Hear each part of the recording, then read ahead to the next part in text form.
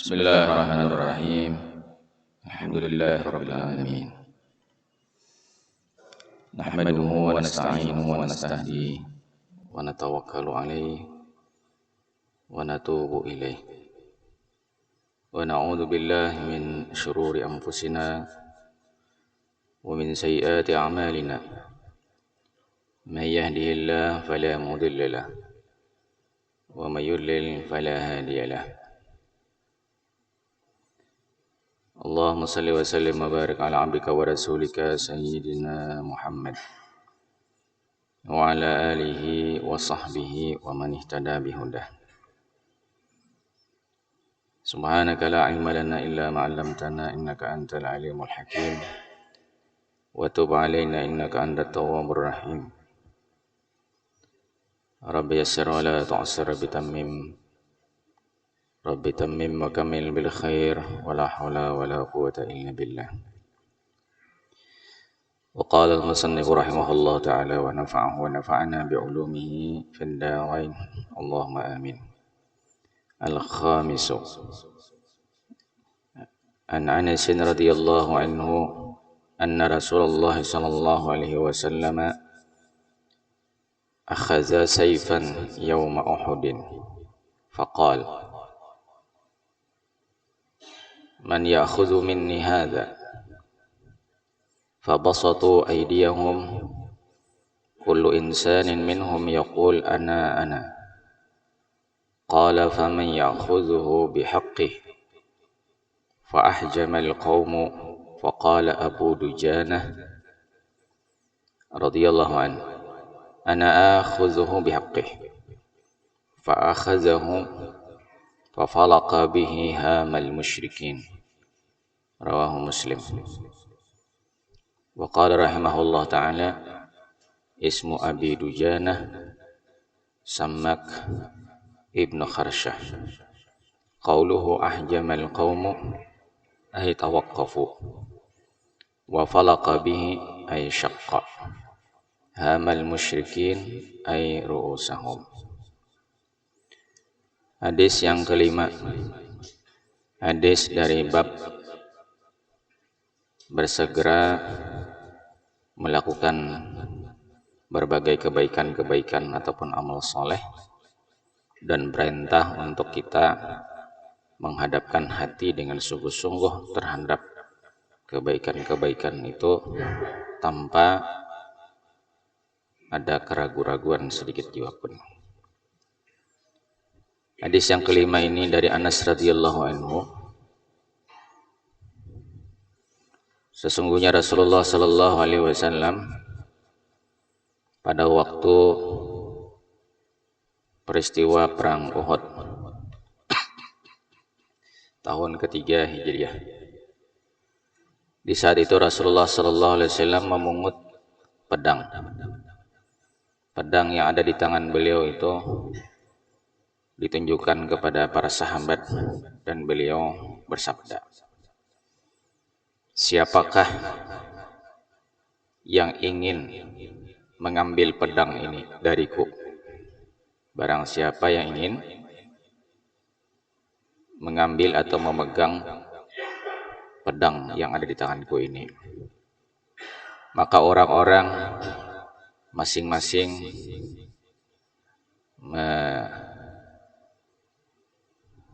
menjulurkan tangannya ingin memungut pedang yang ada di tangan Rasulullah SAW itu sambil mengatakan saya. Jadi setiap orang ketika ditawari untuk mendapatkan pedang itu berlomba-lomba ingin mendapatkannya. Namun Rasulullah SAW kemudian bersabda, faman ya'khudhuhu bihaqqihi. Siapa di antara kalian yang ingin mengambil pedang ini dengan sekaligus haknya, menunaikan hak pedang ini. Maka orang-orang yang tadi ingin mendapatkan pedang itu berhenti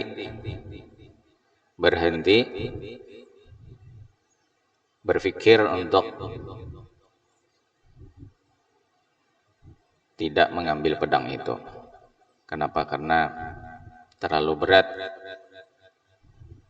untuk bisa menunaikan hak pedang itu. Namun ada seseorang yang dipanggil dengan panggilan Abu Dujanah radhiyallahu anhu. Nama beliau ini seperti yang disebutkan di bawah, Sammak bin Kharsyah radhiyallahu anhu. Beliau kemudian yang menyatakan ana akhudhuhu bihaqqih, akulah yang akan mengambilnya itu dengan menunaikan haknya sekaligus. Maka diambillah pedang itu, lalu dia menerobos masuk ke medan perang. Dia gunakan pedang itu untuk menebas leher orang-orang musyrikin di perang Uhud. Hadis diriwayatkan oleh Imam Muslim. Jamaah sekalian rahimakumullah, ini salah satu gambaran yang berkaitan dengan bab untuk kita segera tidak menunggu-nunggu untuk menggunakan kesempatan di mana ada peluang untuk kita bisa mendapatkan banyak keberuntungan melalui amal-amal soleh ataupun kebaikan-kebaikan. Sekalipun hal itu berat dipikul, berat di dalam melaksanakannya, tetapi di situ ada peluang yang sangat besar. Apalagi yang menawarkan itu seperti diceritakan di sini adalah Rasulullah Sallallahu Alaihi Wasallam. Jadi waktu itu Rasulullah SAW menawarkan, siapa yang ingin pedangku ini, kata Rasulullah SAW. Maka semua orang berebut ingin mendapatkan. Pedangnya cuma satu. Cuma Rasulullah mengingatkan, tolong ya Rasulullah, yang berkeinginan untuk mendapatkan pedang ini, dia mendapatkan amanah untuk menunaikan haknya pedang. Begitu mendengar itu, sahabat berpikir lagi. Ya, mereka menghentikan keinginannya untuk mendapatkan pedang itu, karena mereka mengerti pasti hak yang dimaksud Rasulullah SAW itu berat sekali. Hak pedang itu adalah jamasakullah, diantaranya harus digunakan untuk berperang melawan musuh Allah Subhanahu Wa Taala. Mungkin yang menginginkannya tadi mengira bahwa Rasulullah menawarkan pedang itu cukup untuk dimiliki saja. Makanya orang berebut, apalagi yang menawarkannya Rasulullah Sallallahu Alaihi Wasallam pedang itu. Tapi setelah Rasulullah mengingatkan bahwa pedang ini ada haknya untuk ditunaikan, nah, maka yang tadi sudah maju ingin mengambil itu mundur. Ya. Namun Sayyiduna Abu Dujanah atau Sammak bin Kharsyah radhiyallahu anhu itu memberanikan diri, ya, tanpa pikir panjang, ulun ya Rasulullah yang akan menaikkan haknya. Maka langsung saja begitu diambil pedang itu, dibawa ke medan perang. Dia terobos barisan-barisan orang-orang musyrikin. Kemudian setiap ada orang yang ditemuinya di medan perang itu, dia gunakanlah pedang itu untuk membunuh musuh-musuh Allah Subhanahu Wa Taala. Nah, begitu yang diceritakan oleh Sayyidina Anas radhiyallahu an, bagaimana keberanian seorang Abu Dujanah dan pengorbanannya serta ketulusannya, ya, di dalam mendapatkan usaha, mendapatkan keberuntungan yang besar di sisi Allah Subhanahu Wa Taala. Jadi ada kalanya keuntungan besar itu memang harus melalui perjuangan, harus melalui pengorbanan, dan juga ketulusan. Tidak ada yang diharapkan apapun kecuali adalah kemuliaan di sisi Allah Subhanahu Wa Taala. Apa yang kita harapkan kalau kita diserahi pedang untuk berperang? Tidak ada yang bisa diharapkan, ya, kecuali adalah kemuliaan di sisi Allah Subhanahu Wa Taala.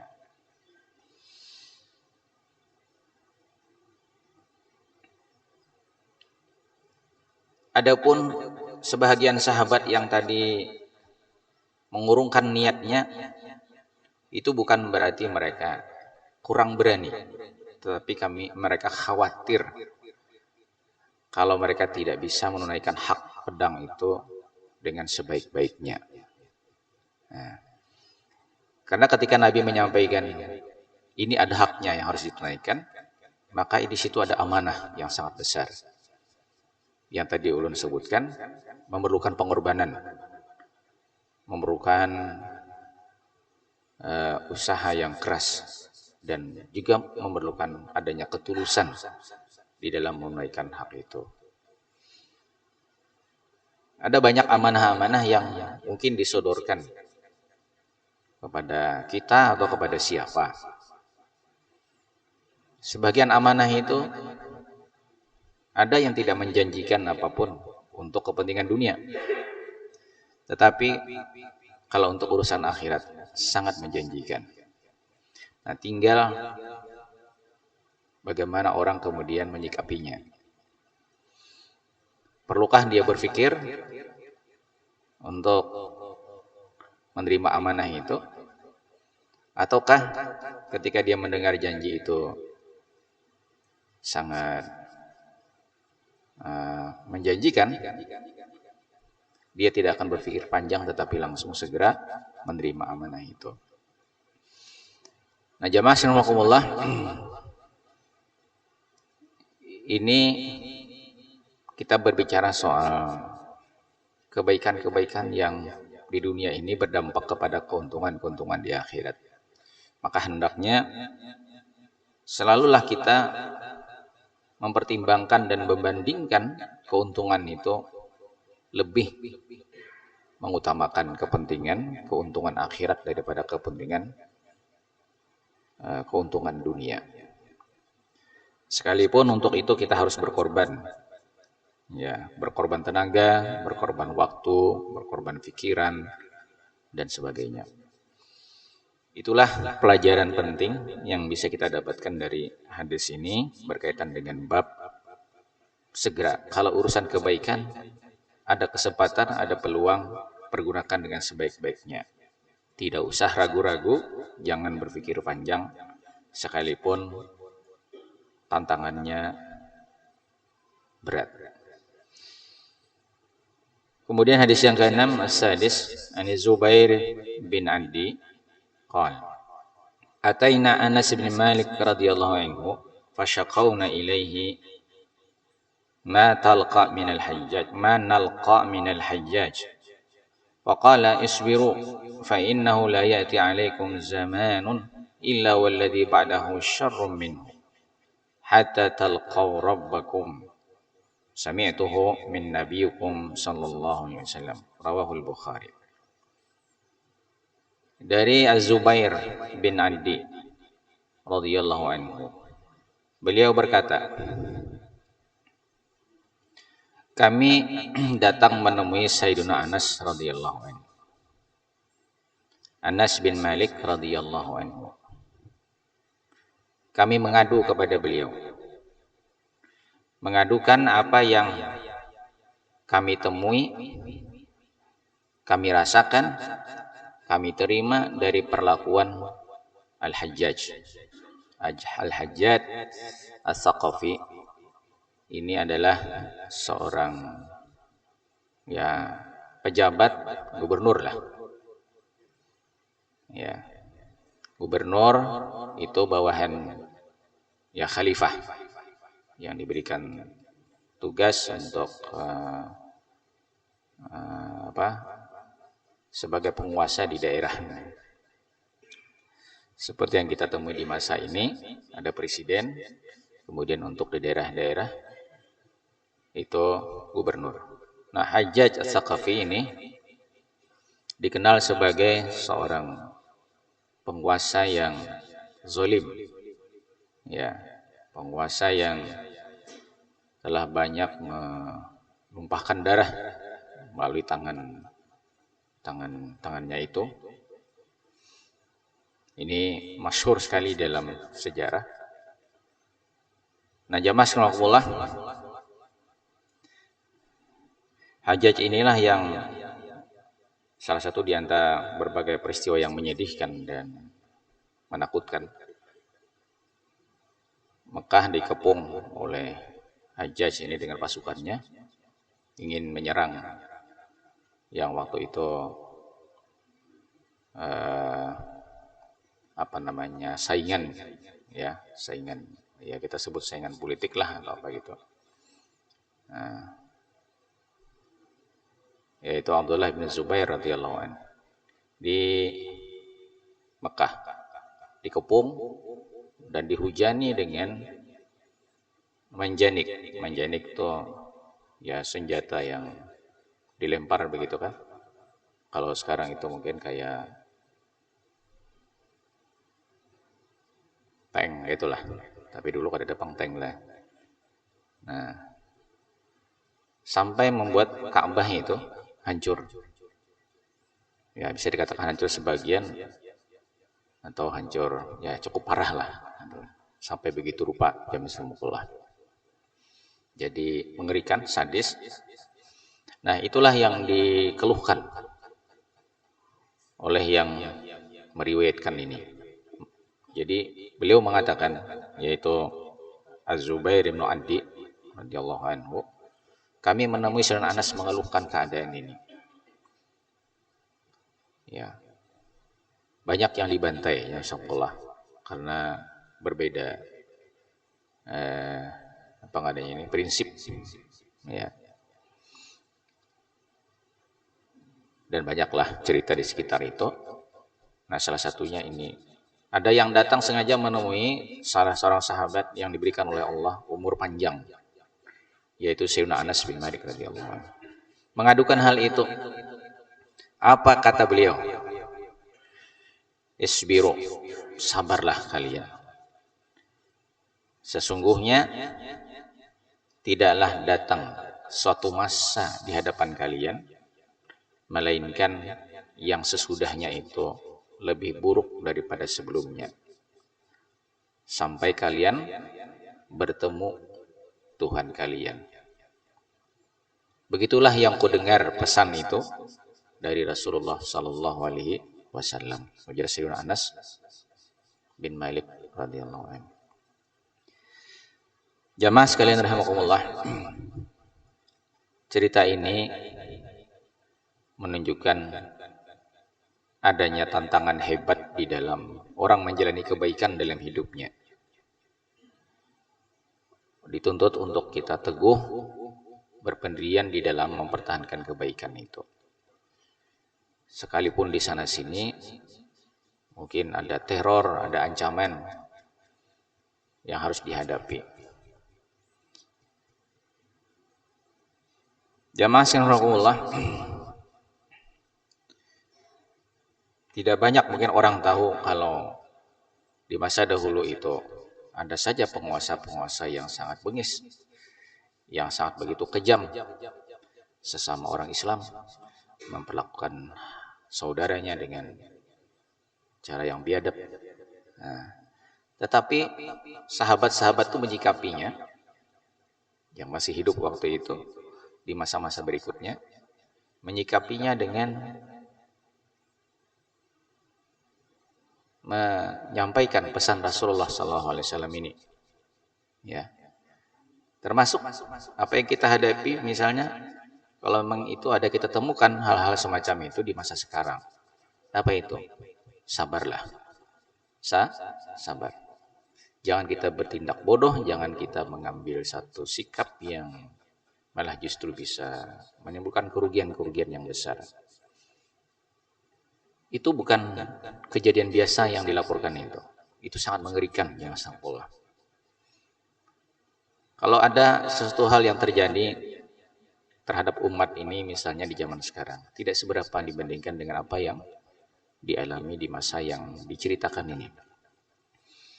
Tapi pesannya adalah sabar. Sabar.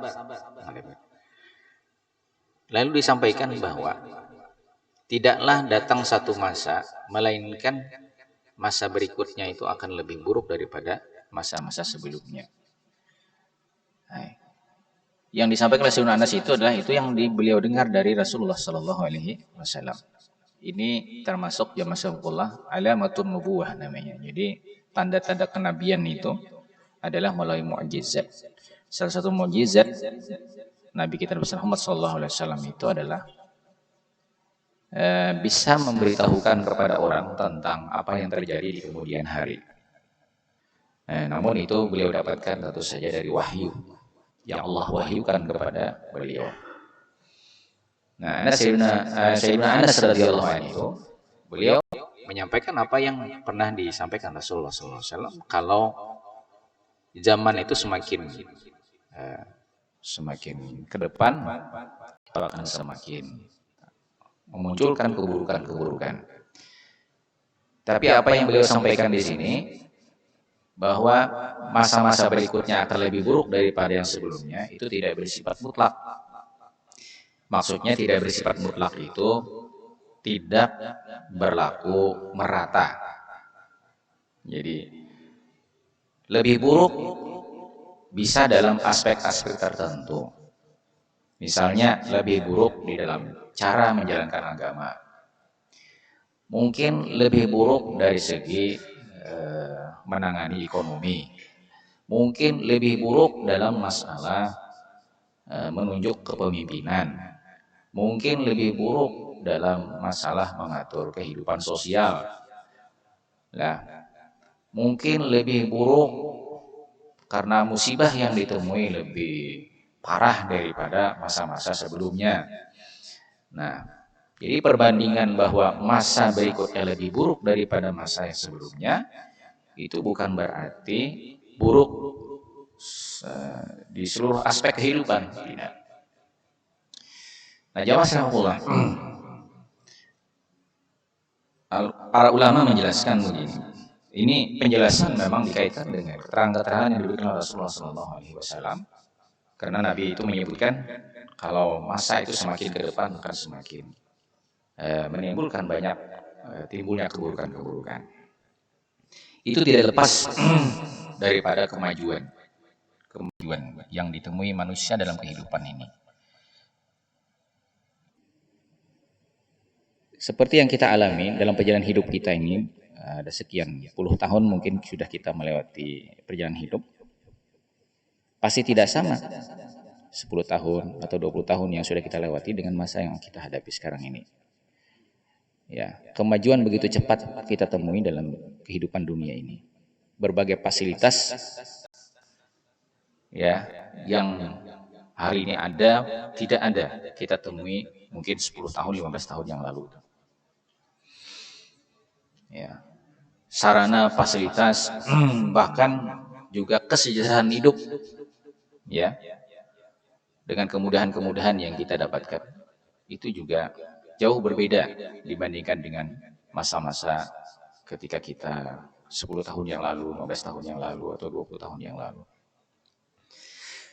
Nah, tapi dunia ini semakin maju, akan semakin membuka peluang besar timbulnya kerusakan-kerusakan. Kenapa? Nabi sudah mengingatkan begini dalam hadis, "Ma akhsha 'alaikumul faqra." Aku tidak mengkhawatirkan di masa depan itu umatku akan menemui kehidupan yang sulit, ya, kefakiran. Tidak, aku tidak mengkhawatirkan itu aku tidak akan mengkhawatirkan itu akan terjadi pada umatku. Walakin, tetapi jadi Sallallahu Alaihi Wasallam, yang ku khawatirkan itu adalah antum bisata alaikumud dunya kama busitat alaman kana qablakum. Tapi yang ku khawatirkan itu adalah satu saat nanti dunia ini terhampar luas kesejahteraannya di hadapan umatku. Umatku itu akan berlimpah kekayaan. Ya. Sebagaimana yang dialami juga oleh umat-umat dahulu. Aku mengkhawatirkan itu ya Rasulullah. Lalu Rasulullah melanjutkan, hatta tuhlikakum kama ahlakathum Sehingga nanti dunia itu dengan kesejahteraannya, dengan kemewahannya, dengan kekayaannya, itu akan membinasakan kalian sebagaimana orang-orang dahulu itu binasa karena itu. Nah, jadi insyaallah jelas sekali keterangan Rasulullah SAW ini ada salah satu faktor yang harus kita jadikan renungan, bahwa kerusakan itu seiring juga dengan kemajuan yang ditemui manusia dalam hidupnya. Itu yang dikhawatirkan Rasulullah SAW yang akan terjadi pada umat ini. Dan kekhawatiran itu sangat beralasan, dan itu menjadi kenyataan. Jadi tidak mungkinlah Rasulullah SAW menyampaikan sesuatu yang hanya sifatnya perkiraan-perkiraan. Tapi itu adalah sinyal yang memang diberikan datang dari Allah Subhanahu wa Ta'ala. Jadi uraiannya begini ya sangkullah. Ketika hidup ini penuh dengan kesejahteraan, nah, dengan fasilitas yang lengkap, dengan banyak kemudahan-kemudahan itu, maka manusia mempunyai kecenderungan kuat untuk menikmati kehidupan, memanjangkan tubuhnya, karena fasilitas semua ada tersedia, uang ada, harta ada, dan apapun yang kita inginkan untuk di masa sekarang ini, asal ada duitnya lah, ada hartanya, kita bisa mendapatkannya. Sehingga ada orang yang memanjakan matanya, memanjakan lidahnya, memanjakan telinganya, memanjakan tangannya, memanjakan kakinya. Jadi ini semua diurus, yang sebelum-sebelumnya tidak pernah diurus. Nah, itu berdampak kepada apa? Berdampak kepada hati manusia. Ketika orang sibuk mengurus tubuh, maka dia akan mengabaikan urusan hatinya. Urusan hati kita inilah yang akan menentukan nasib kita nanti di akhirat. Ya Mas Nongkowa. Jadi karena itu kita harus waspada. Ya, walaupun mungkin kita merasa ya senang dengan kehidupan yang serba lengkap fasilitas ini, ya, ketersediaan segala macam yang serba canggih ya di kemajuan teknologi sekarang ini. Ya, ada memang banyak kemudahan-kemudahan, tetapi itu akan semakin memanjakan. Nah, ini yang harus kita waspadai. Akhirnya segala hasrat kita, pikiran kita dipenuhi oleh bagaimana caranya kita bisa ingin menikmati segala fasilitas di dunia ini. Karena itu doa Rasulullah SAW, Allahumma la taj'alid dunya akbar hammina wa la mablagha ilmina. Ya Allah, janganlah engkau jadikan hasrat dunia ini adalah yang terbesar dari segala keinginan ataupun hasrat dalam hidup. Ya Allah, janganlah engkau jadikan pengetahuan kami yang terbesar, yang paling luas, yang paling banyak adalah urusan dunia. Jangan ya Allah. Nah, itu doanya Rasulullah SAW. Kenapa? Itu akan menghancurkan seperti yang disabdakan Rasulullah SAW, hatta tuhlikakum kama ahlakathum, sehingga nantinya aja Rasulullah SAW kemewahan dunia yang ditemui oleh umatku itu akan membinasakan mereka sebagaimana orang-orang dahulu mengalami kebinasaan karena sebab itu. Dan jamaah rahimakumullah, kembali kepada hadis Rasulullah SAW ini adalah di masa-masa di mana fitnah dihadapi oleh umat Rasulullah SAW. Nabi saat itu menyampaikan sabar. Dan terkait dengan apa yang tadi disampaikan itu, bahagian yang kedua yang disampaikan Rasulullah SAW, bahwa zaman ini akan terus berputar.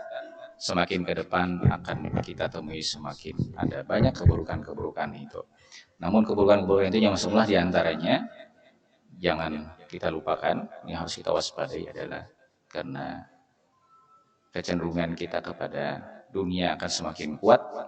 Ya, hasrat kita terhadap dunia ini akan semakin meningkat. Itu akan membahayakan, itu akan membinasakan.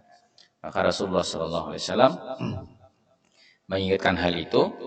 Kejadian itu tidak terlalu lama setelah Rasulullah SAW berpesan. Sewaktu beliau masih hidup kan, ini kejadian sudah Rasulullah SAW meninggal dunia. Nah, itu salah satu aspek kehidupan yang merusak. Dan ada kerusakan-kerusakan berikutnya. Jamaah semoga kemudian mungkin yang juga perlu disampaikan. Di dalam Al-Quran Allah SWT berfirman, وَكَذَلِكَ نُوَلِّي بَعْضَ الظَّالِمِينَ بَعْضَ بِمَا كَانُوا يَكْسِبُونَ. Allah menyampaikan bahwa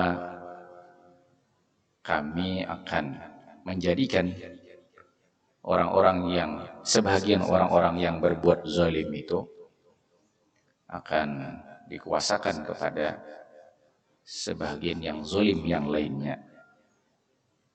Maknanya atau maksudnya adalah, kalau seperti yang diceritakan di sini, para penguasa, para pemimpin berbuat zalim, itu tidak lepas juga dari adanya kezaliman yang terjadi pada rakyat yang dipimpinnya. Pada rakyat yang dipimpinnya. Jadi Allah Subhanahu wa taala akan menjadikan penguasa yang zalim apabila masyarakat itu berbuat maksiat. Nah, ini harus jadi bahan renungan juga. Jadi ada andil masyarakat yang menyebabkan kemudian pemimpin itu juga akan berbuat zalim. Jadi perbaikan itu jangan hanya ditujukan kepada penguasa. Kalau misalnya penguasa itu tidak beres misalnya kan, berlaku yang kurang baik kepada masyarakatnya, tapi masyarakatnya harus introspeksi diri. Sayyidina Ali karramallahu wajhah ditanya oleh seorang khawarij. Ini kan kelompok yang menyimpang lah waktu itu. Wahai Sayyidina Ali, kenapa di masa kepemimpinan kamu ini keadaan masyarakat jadi kacau? Jawab Sidin adalah, kenapa wahai Sayyidina Ali, di saat kepemimpinan kamu ini keadaan masyarakat jadi kacau? Tidak seperti masa Abu Bakar ataupun masa Umar bin Khattab radhiyallahu anhu. Beliau apa? Karena orang-orang di masa Abu Bakar, orang-orang yang hidup di masa kepemimpinan Umar bin Khattab itu adalah orang-orang seperti saya dan orang-orang yang seperti saya, tidak seperti kamu. Adapun aku ini saat berkuasa di masa-masa lah sudah banyak orang-orang yang tipenya seperti kamu itu.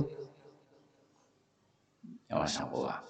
Ada juga salah seorang khalifah dari kekhalifahan Bani Umayyah itu menyatakan di hadapan para tokoh-tokoh, kalian ingin penguasa-penguasa dari kalangan kami ini menjadi berlaku baik dan adil kepada kalian? Nah, kalau kalian ingin seperti itu, maka janganlah kalian, itu sebagai masyarakat, sebagai tokoh, berbuat yang tidak baik. Kalau kalian baik, maka kami pemimpin akan jadi baik. Jadi itu jadi ada satu kaidah di dalam Al-Quran yang Allah Subhanahu wa taala, bahwa kalau masyarakat itu menata kehidupannya dengan baik, maka Allah akan carikan pemimpin yang akan melindungi masyarakat yang baik itu. Tetapi manakala masyarakat itu rusak, maka Allah Subhanahu wa taala akan mendatangkan murkanya dengan mencarikan pemimpin yang membuat mereka disiksa oleh Allah dengan cara itu. Demikian semua apa yang dapat ulun sampaikan. Tadi ulun diingatkan bahwa ada tanya jawab kah? Terima kasih Guru memberikan waktu untuk tanya jawab.